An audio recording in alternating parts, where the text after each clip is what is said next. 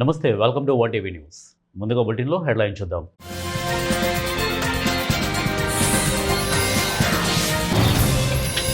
క్రీడా వసతుల కల్పనలో దేశానికే ఆదర్శంగా తెలంగాణ సీఎం రేవంత్ రెడ్డి.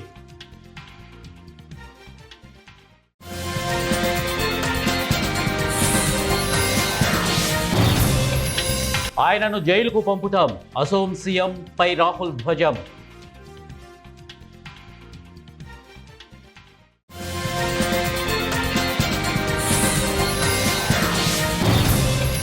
యుద్ధం వల్ల అమెరికా ప్రాధాన్యతలు మారుతున్నాయి, ఉక్రెయిన్ అధ్యక్షుడు జెలెన్స్కీ.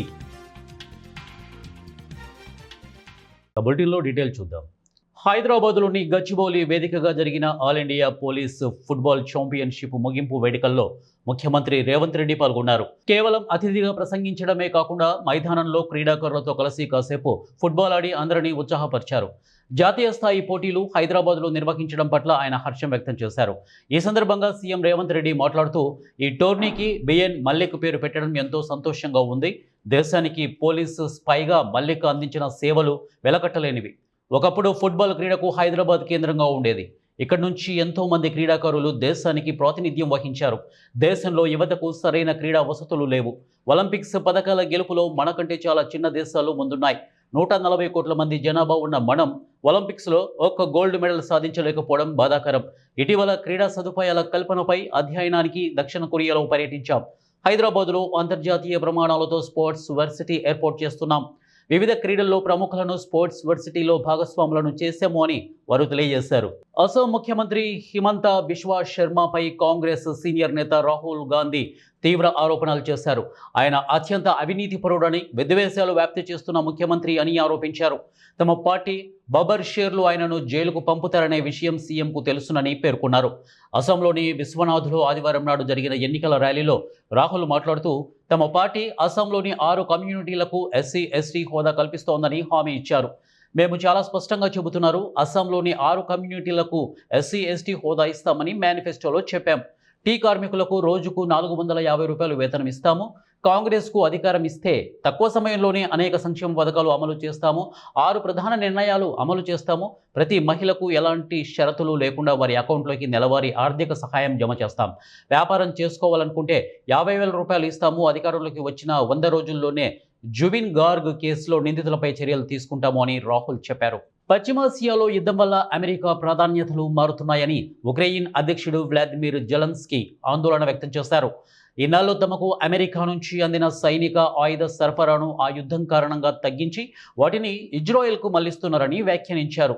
ఈ యుద్ధం సుదీర్ఘకాలం కొనసాగితే అగ్రరాజ్యం నుంచి తమకు వస్తున్న మద్దతు భవిష్యత్తులో మరింత తగ్గే అవకాశం ఉందన్నారు. రష్యా ప్రయోగిస్తున్న బాలిస్టిక్ క్షిపణుల అడ్డుకోవడానికి ఇన్నాళ్ళు తాము అమెరికా సరఫరా చేసే పేట్రియాట్ వైమానిక రక్షణ వ్యవస్థలను ఉపయోగించామని జెలెన్స్కీ చెప్పారు. ఇప్పుడు వాటి సరఫరా నిలిచిపోవడంతో యుద్ధంలో తీవ్రంగా నష్టపోతున్నామని అన్నారు. తమ ఆయుధ నిల్వలు రోజురోజుకు తగ్గిపోతున్నాయని జెలెన్స్కీ వాపోయారు. కొద్ది కాలంగా అమెరికా మద్దతు తగ్గుతుండడంతో స్వదేశీ డ్రోన్ల తయారీని పెంచామని చెప్పారు. కాగా డ్రోన్ల క్షిపణుల ఉత్పత్తికి అంతరాయం కలిగించడానికి రష్యా తమ ఇంధన నిల్వలను టార్గెట్ చేయడం ఇబ్బందికరంగా మారిందని అన్నారు. కర్నూలు జిల్లా కౌతాలం పరిధిలోని ప్రముఖ పుణ్యక్షేత్రం శ్రీ ఉరుకుంద ఈరన్నస్వామి సేవ ట్రస్ట్ చైర్మన్గా బీజేపీ నాయకుడు పురుషోత్తం రెడ్డి నియమితులయ్యారు. ఈ సందర్భంగా ఆదివారం జరిగిన కార్యక్రమంలో ఆయన మాట్లాడుతూ, వైసీపీ ప్రభుత్వ కాలంలో మంత్రాలయం నియోజకవర్గంలో బీజేపీ జెండా ఎగరవేయనివ్వకుండా అడ్డుకున్నారని ఆరోపించారు. ఇప్పుడు దమ్ముంటే అడ్డుకోవాలని ఒక్క జెండా కాదు 100 బీజేపీ జెండాలు ఎగరవేస్తామని సవాల్ విసిరారు. ఈ కార్యక్రమంలో బీజేపీ జిల్లా అధ్యక్షుడు రామకృష్ణ, గుమ్మనూరు నారాయణ కార్యకర్తలు పాల్గొన్నారు. నిజాయితీగా నిబద్ధతతో ప్రమాణం చేస్తున్నాను. 1. ట్రస్ట్ యొక్క లక్ష్యాలు, విధానాలు మరియు నియమ నిబంధనలను ఖచ్చితంగా పాటిస్తాను. 2. ట్రస్ట్ ఆస్తులు, నిధులు మరియు వనరులను పారదర్శకంగా బాధ్యతతో వినియోగిస్తాను. 3. ట్రస్ట్ అభివృద్ధి సేవా కార్యక్రమాల విస్తరణ కోసము శక్తి వంచన లేకుండా కృషి చేస్తాను. 4. భక్తుల విశ్వాసాన్ని కాపాడుతూ కర్నూలు జిల్లా మంత్రాలయం సిఐ రామానుజుల పర్యవేక్షణలో మాధవరం ఎస్ఐ విజయ్ కుమార్ తన సిబ్బందితో కలిసి మండలంలోని సింగరాజనహల్లి శివారులో పేకట రాయుళ్లపై ఆదివారం మెరుపు దాడి చేశారు.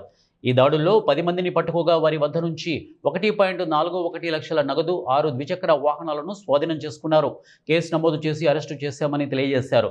పేకాట ఆడడం చట్టరీత్యా నేరం. పేకాట ఆడి కుటుంబాలను నాశనం చేసుకోవద్దని సిఐ సూచించారు. సమాచారం మేరకు ఈ మన మాధవరం శ్రీ కుమార్ ఆధ్వర్యంలో వాళ్ళ సిబ్బందితో పాటు వెళ్ళి ఇక్కడ రైడ్ చేయడం జరిగింది. ఆ రైడ్లో దాదాపుగా 11 మంది కూర్చొని పేకాట ఆడుతున్నారు.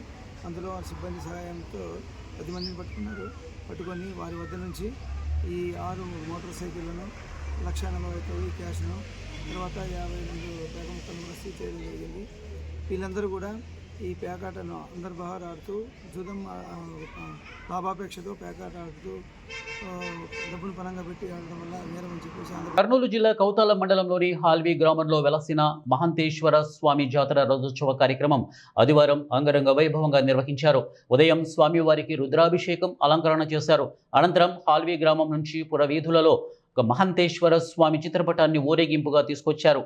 అనంతరం జంగమమూర్తులకు ఘనారాధన కార్యక్రమం నిర్వహించారు. సాయంకాలం సమయంలో పలువురు పీఠాధిపతుల ఆధ్వర్యంలో వేలాదిగా తరలివచ్చిన భక్తుల నడుమ మహంతేశ్వర స్వామి రథోత్సవం అంగరంగ వైభవంగా సాగింది. జై మహంతేశ్వర స్వామి అనే నినాదాలతో రథోత్సవం కన్నుల పండుగగా రమణీయంగా సాగింది. రథోత్సవంలో పాల్గొన్న కౌతాలం మండలంలోని హాల్వి గ్రామంలో మహంతేశ్వర స్వామి రథోత్సవ కార్యక్రమానికి పలువురు ప్రముఖులు వచ్చారు. ఆదోని భాజపా ఎమ్మెల్యే పార్థసారథి, ఆదోని జనసేన బాధ్యుడు మల్లప్ప, సతీష్ నాయుడు, బసవప్రభు, సిద్ధు తదితర ప్రముఖులు తరలివచ్చారు. ఈ కార్యక్రమంలో భాగంగా ఆదోని ఎమ్మెల్యే పార్థసారథి మాట్లాడుతూ ఎంతో చారిత్రక ప్రసిద్ధి చెందినటువంటి మహంతేశ్వర స్వామి మఠంలో పీఠాధిపతుల ఆధ్వర్యంలో ఎంతగానో అభివృద్ధి చెందిందని, ఆదివారం జరిగిన రథోత్సవ కార్యక్రమానికి వేలాదిగా భక్తులు తరలి రావడం, వారందరికీ నిత్యాన్నదాన కార్యక్రమంలో భాగంగా అన్నదాన కార్యక్రమం నిర్వహించడం చాలా పెద్ద కార్యక్రమం అన్నారు. సనాతన హిందూ ధర్మాన్ని ఆచరించే ఇలాంటి మఠాలను, మఠాధిపతులను మనమందరం కాపాడుకోవాలని, సహాయ సహకారం అందించాలని, కాపాడుకోవాల్సిన బాధ్యత మనందరిపై ఉందన్నారు. నాయకత్వంలో ఈరోజు పెద్ద ఎత్తున తిరునాళ్ళు ఇక్కడ జరుగుతూ ఉన్నాయి. 14 రోజుల పాటు రకరకాల ఆధ్యాత్మిక కార్యక్రమాలు జరిగిన తర్వాత 15వ రోజు ఈరోజు రథాన్ని ఊరేగించారు. స్వామివారి ప్రత్యేకమైన పూజా కార్యక్రమాల్లో నేను పాల్గొనడం నా అదృష్టంగా భావిస్తూ ఉన్నాను. నాతో పాటుగా మా జనసేన ఆదోని నియోజకవర్గ అధినేత మా తమ్ముడు మల్లప్ప గారైతేనేమి, అలాగే సతీష్ గారైతేనేమి, తెలుగుదేశం పార్టీ నాయకులు, సీనియర్ నాయకులందరూ కూడా పెద్ద ఎత్తున పాల్గొన్నాం. హిందూ ధర్మంలో ఈ మఠాలకు కానీ దేవుడి ప్రత్యేక కార్యక్రమాలకు ఎంతో ప్రాధాన్యత ఉంది. భారతీయ జనతా పార్టీ నాయకుడిగా, ఎమ్మెల్యేగా ఈ రకమైనటువంటి కార్యక్రమాల్లో పాల్గొనడం నాకు ఎప్పుడూ సంతోషాన్ని ఇస్తుంది. ఇటువంటి ధార్మిక కార్యక్రమాలు నిరంతరం ఎటువంటి ఆటంకం లేకుండా జరగాలని మనస్ఫూర్తిగా కోరుకుంటాను. నేను ఇక్కడ చూశాను, బ్రహ్మాండమైన అన్నదాన కార్యక్రమాన్ని చూశాను. లక్షలాది మందికి ఈరోజు ఉచితంగా నిత్యాన్నదానాన్ని అందించడం, పేదవాళ్ళ ఆకలి తీర్చడం, దానితో పాటుగా ఈ మఠం చేస్తున్నటువంటి ధార్మిక కార్యక్రమాలు నన్ను ఎంతో ఉత్తేజితపరిచినాయి. తప్పనిసరిగా ప్రతి ఒక్కరూ కూడా ఇటువంటి హిందూ ధర్మాన్ని పాటించే ప్రతి ఒక్కరూ కూడా ఇటువంటి కార్యక్రమాల్లో పాల్గొనాలని, ప్రజాసేవ. జనసేన సభ్యత్వంతో కుటుంబానికి ఆర్థిక భరోసా. గత సంవత్సరం రోడ్డు ప్రమాదంలో మృతి చెందినటువంటి జనసేన సభ్యుడు రంగప్ప కుటుంబానికి ఆర్థిక భరోసా లభించింది. అనంతపురం జిల్లా రాయదుర్గం పట్టణంలో జనసేన పార్టీ ఇన్ఛార్జి మంజునాథ గౌడ్ ఆధ్వర్యంలో పార్టీ నాయకులు, కార్యకర్తలు పెద్ద ఎత్తున రంగప్ప నివాసానికి చేరుకుని ఆయన చిత్రపటానికి పూలమాలలు వేసి ఘన నివాళులు అర్పించారు. ఈ సందర్భంగా మంజునాథ్ గౌడ్ మాట్లాడుతూ గత సంవత్సరం జరిగిన రోడ్డు ప్రమాదంలో మరణించిన రంగప్ప కుటుంబానికి జనసేన పార్టీ ఆర్థిక సహాయం అందించిందని తెలిపారు.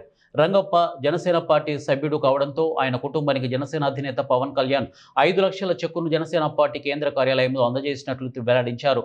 అనంతరం ఆదివారం సాయంత్రం రంగప్ప కుటుంబ సభ్యులకు ఆ చెక్కును అందజేశారు. ఈ సందర్భంగా బాధిత కుటుంబానికి అండగా ఉంటామని వారు అన్నారు. క్రియాశీలక సభ్యుడు శ్రీ రంగప్ప గారు, రాయదుర్గం పట్టణానికి చెందిన రంగప్ప గారు జరిగింది. శ్రీ రంగప్ప గారి కుటుంబానికి జనసేన పార్టీ అధ్యక్షుడు శ్రీ పవన్ కళ్యాణ్ గారు 5 లక్షల రూపాయలు చెక్కు ద్వారా ఇవ్వడం జరిగింది. అలాంటి కార్యకర్తలకు, వాళ్ళ కుటుంబాలకు భరోసాను ఇవ్వాలని చెప్పేసి మా జనసేన పార్టీ అధ్యక్షుడు శ్రీ పవన్ కళ్యాణ్ గారు ఒక మంచి నిర్ణయం తీసుకొని భారతదేశంలో ఏ పార్టీ చేయని విధంగా తన కార్యకర్తలకు ప్రమాదవశాత్తు చనిపోయినా లేదా ప్రమాదవశాత్తు గాయపడిన వాళ్ళకి వెంటనే ఆర్థిక సాయంగా 50,000 రూపాయలు, ప్రాణాలు కోల్పోయిన క్రియాశీలక సభ్యులకు 5 లక్షలు ప్రమాద బీమా కల్పించడం జరిగింది. ఆ ప్రమాద బీమా పోయిన వారంలో మేము వెళ్ళి వాళ్ళ రంగప్ప గారి కుటుంబ సభ్యులు నామినీగా ఉన్న వాళ్ళ అమ్మగారిని విజయవాడకు పిలుచుకుపోయి పార్టీ ఆఫీస్లో మా పార్టీ ప్రధాన కార్యదర్శి తల్లూరు రామ్ గారి చేతుల మీదుగా వాళ్ళకు చెక్కు తీసుకొని రావడం జరిగింది. అలాగే ఇక్కడ అందరికీ మిగతా జన సైనికులకి, జనసేన క్రియా సభ్యులకు అందరికీ ఆర్థిక భరోసా ఉందని చెప్పేసి మరోసారి తెలియజేస్తూ జనసేన పార్టీ వాళ్ళ కుటుంబానికి ఎల్లప్పుడూ అండగా ఉంటుందని తెలియజేస్తున్నాం. మరేష్ రంగనాయకులు కావాలన్న జనసేన పార్టీ పవన్ కళ్యాణ్ గారు. దేశం శ్రేయస్సు కోసం పనిచేసే ఏకైక పార్టీ బీజేపీ అని సిద్దిపేట జిల్లా అధ్యక్షుడు బైరి శంకర్ అన్నారు.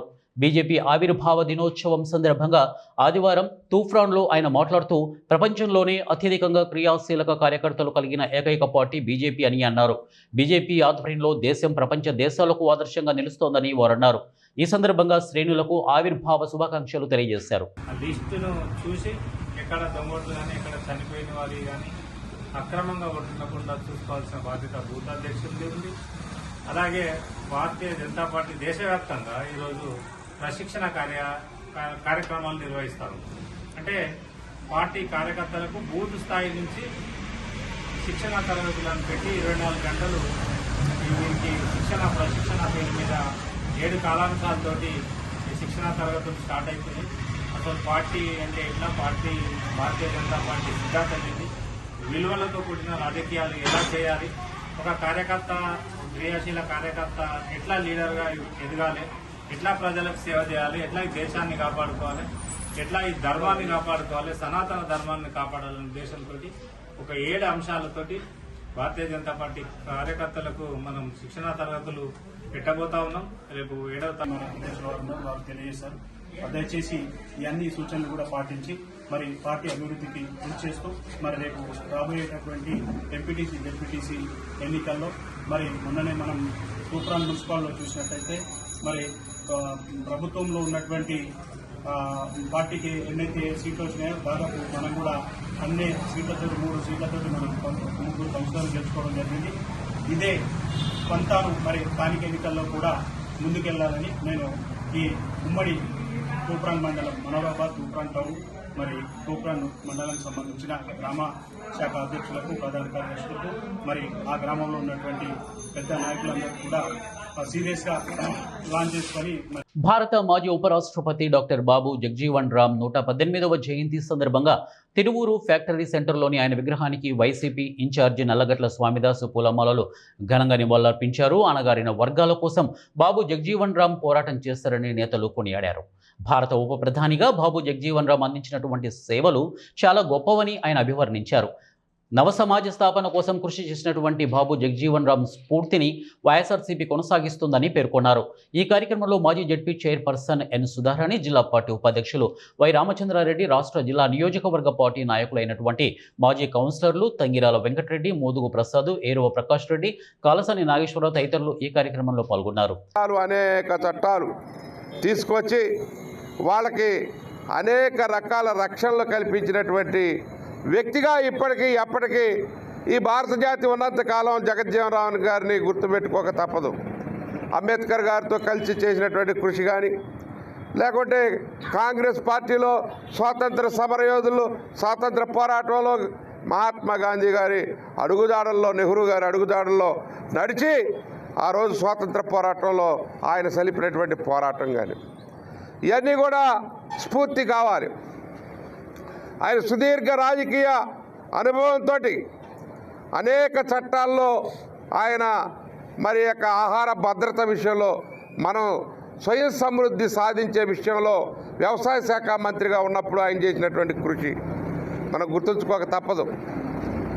ఆయన ఈరోజు బాపూజీ అని ఆయన పిలుస్తూ ఉంటారు, బాబు జగజ్జీవన్ రామ్ గారిని. ఆయన జగజ్జీవన్ రామ్ గారు ఒక వెనకబడినటువంటి చిన్న క్యాస్ట్ నుంచి ఆయన వచ్చి భారతదేశంలో 40 సంవత్సరాలు పార్లమెంటేరియన్గా పనిచేసినటువంటి దాన్ని మనం గుర్తుపెట్టుకోవాల్సినటువంటి అంశం ఉంది. ఈరోజు మేమంతా కూడా వైఎస్ఆర్ పార్టీ ఘనంగా నివాళులు అర్పిస్తూ ఉన్నాం.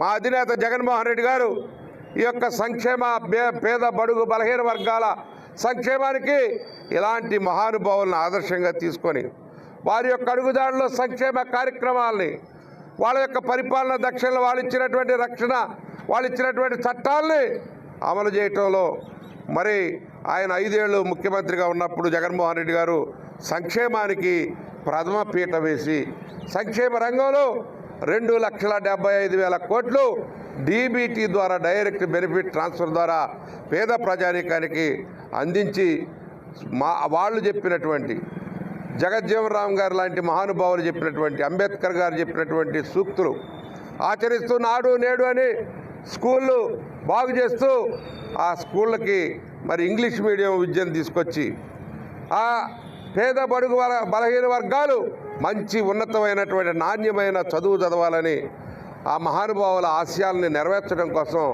జగన్మోహన్ రెడ్డి గారు కృషి చేశారు. ఆయన కృషిని మనం ముందుకు తీసుకువెళ్ళాలి. మేము పునరంకితం అవుతాం. ఈ యొక్క 118వ జన్మదినం నాడు మేము ఆయనకి మరి ఘనంగా నివాళులు అర్పిస్తాం. నిరాశ్రయులకు, నిరుపేదలకు, వృద్ధులకు సహాయం చేసే విషయంలో ఎల్లప్పుడూ ముందు ఉండాలని జీసస్ మినిస్ట్రీస్ సోల్జర్స్ వ్యవస్థాపక అధ్యక్షులు జి రవికుమార్ అన్నారు. ఈస్టర్ పండుగ పర్వదినాన్ని పురస్కరించుకొని Jesus ministries soldiers founder G Ravikumar ఆధ్వర్యంలో కర్నూలు ప్రభుత్వ హాస్పిటల్లో రోగులకు పండ్లు, పలహారాలు పంపిణీ చేసే కార్యక్రమాన్ని ఏర్పాటు చేశారు. ఈ కార్యక్రమానికి ముఖ్య అతిథులుగా రాష్ట్ర మంత్రి టీజీ భరత్ గుప్తా హాజరై రోగులకు పండ్లు, పలహారాలు పంపిణీ చేశారు.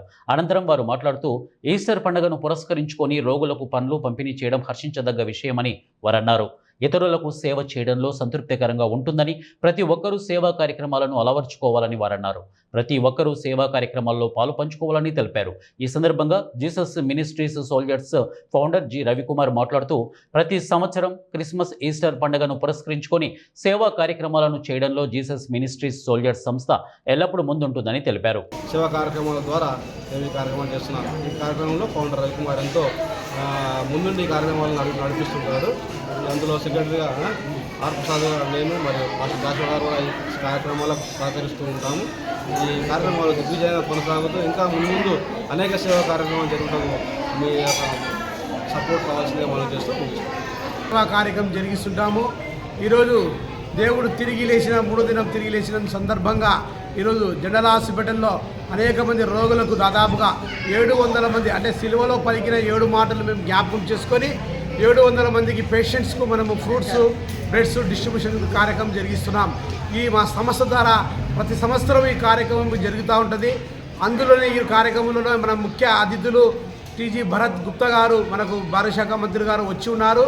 వారు వచ్చి ఈ ప్రాంతాలని అనేక మందికి పేషెంట్స్ని వారికి ఫ్రూట్స్ డిస్ట్రిబ్యూషన్ చేసి, అంతేకాకుండా ఈస్టర్ సందర్భంగా వారి నోటితో వారు మాట్లాడి ఈరోజు ఈ సందర్భంగా ఈ యవనస్తులు చేస్తున్న అభివృద్ధిని అభినందించి ఈ కార్యక్రమం జరిగించినారు భరత్ గుప్తా గారు. ఈ ఈస్టర్ సందర్భంగా మా సంస్థ సభ్యులంతా ఉన్నారు. మా కమిటీలో ఉన్న పెద్దలు నాగరాజు గారు, పుష్పరాజు గారు కానీ, ఆర్ ప్రసాద్ గారు కానీ, అన్న ఎన్కే జాషువా పాస్టర్ అడ్వైజర్ గారు కానీ మాకు ముందుగా ఉండి ఈ కార్యక్రమం అంతా మాకు నడిపిస్తూ ఇలాంటి సేవా కార్యక్రమాలను మేము ఎంతగా చేస్తూ ఉంటాము. ఇది ఒకటే కార్యక్రమం కాదు, మా సంస్థ ద్వారా అనేక మంది నిరాశ కలిగిన వారు మధ్యలో మేము ఈ సేవా పరిచయలు మేము జరిగిస్తుంటాము. మా సంస్థ జీసస్ సోల్జర్ మినిస్ట్రీ ద్వారా ఈ అనేక కార్యక్రమం జరిగిస్తుంటాము. ఈరోజు కూడా ఈ పండగ ప్రభుత్వం భారత మాజీ ఉప ప్రధాని, స్వాతంత్ర సమరయోధుడు డాక్టర్ బాబు జగజీవన్ రామ్ 118వ జయంతి వేడుకలు ఆదివారం నంద్యాల పట్టణంలో ఘనంగా నిర్వహింపబడ్డాయి. నంద్యాల ఆర్టీసీ బస్టాండ్ సమీపంలోని విక్టోరియా రీడింగ్ రూమ్ వద్ద ఉన్న బాబు జగజీవన్ రామ్ విగ్రహానికి రాష్ట్ర న్యాయ మరియు మైనారిటీ సంక్షేమ శాఖ మంత్రి ఎన్ఎండి ఫారూక్, జిల్లా కలెక్టర్ రాజ్కుమారి గనియా, అలాగే ఏఎస్పీ మందా జావలి ఆల్ఫోన్స్ పూలమాలలు వేసి ఘన నివాళులర్పించారు. అనంతరం జ్యోతి ప్రజ్వలన చేసి కార్యక్రమాన్ని ప్రారంభించారు. ఈ సందర్భంగా మంత్రి ఎన్ఎండి ఫారూక్ మాట్లాడుతూ దేశాభివృద్ధిలో ముఖ్యంగా అణగారిన వర్గాల అభ్యున్నతికి బాబు జగజీవన్ రామ్ చేసినటువంటి కృషి మరవలేనిదని, స్వాతంత్ర పోరాటంలోనూ అనంతరం కేంద్ర మంత్రిగా ఆయన అందించిన సేవలు నేటి తరానికి స్ఫూర్తిదాయకమని అన్నారు. బడుగు బలహీన వర్గాల హక్కుల పరిరక్షకుడిగా ఆయన ఆశయాలను కొనసాగించడమే మనం ఆయనకిచ్చే నిజమైన నివాళి అని తెలిపారు. జిల్లా కలెక్టర్ రాజకుమారి గనియా మాట్లాడుతూ జిల్లా యంత్రాంగం ఆధ్వర్యంలో బాబు జగజీవన్ రామ్ 118వ జయంతిని నిర్వహించడం సంతోషించదగ్గ విషయమని, ఆయన చూపిన బాటలో సామాజిక సమతుల్యత కోసం ప్రతి ఒక్కరూ కృషి చేయాలని పిలుపునిచ్చారు. అనంతరం ప్రతిభ గణపరిచినటువంటి విద్యార్థులను బహుమతులు అందజేశారు. అలాగే బాబు జగజీవన్ రామ్ జయంతి సందర్భంగా భారీ కేకును కట్ చేసి సంబరాలు నిర్వహించారు. ఈ కార్యక్రమంలో జిల్లా యంత్రాంగం, అధికారులు, ప్రజాప్రతినిధులు, దళిత సంఘాల నాయకులు మరియు స్థానిక నాయకులు పాల్గొన్నారు. మంత్రులు గారు, కలెక్టర్ గారు, అలాగే ఏఎస్పీ గారు కలిసి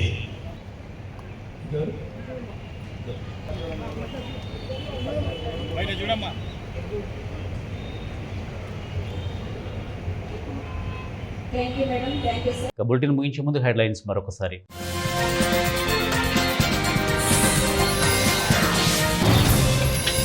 క్రీడా వసతుల కల్పనలో దేశానికే ఆదర్శంగా తెలంగాణ, సీఎం రేవంత్ రెడ్డి.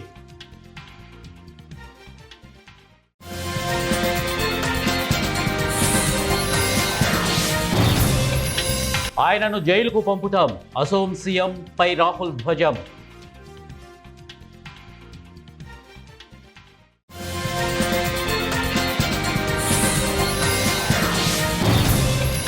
యుద్ధం వల్ల అమెరికా ప్రాధాన్యతలు మారుతున్నాయి, ఉక్రెయిన్ అధ్యక్షుడు జెలెన్స్కీ. ఇవి బులెటిన్ అప్డేట్స్. నెక్స్ట్ బులెటిన్లో కలుద్దాం. And keep watching 1TV news.